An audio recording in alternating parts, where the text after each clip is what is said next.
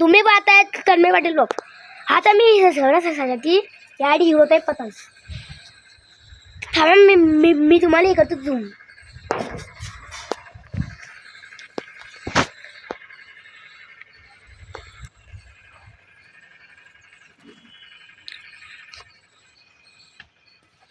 आणि सगळ्यासारखी पतंग उडवत आहे माझा मित्र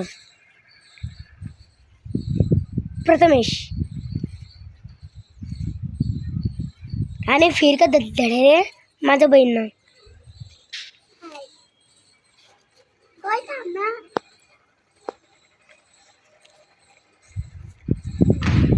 आता आम्ही ह्या इकडे हे घेणार पेच. लेकिन अजून कोणी आहे ना आमच्याबरोबर पेच खेळाले.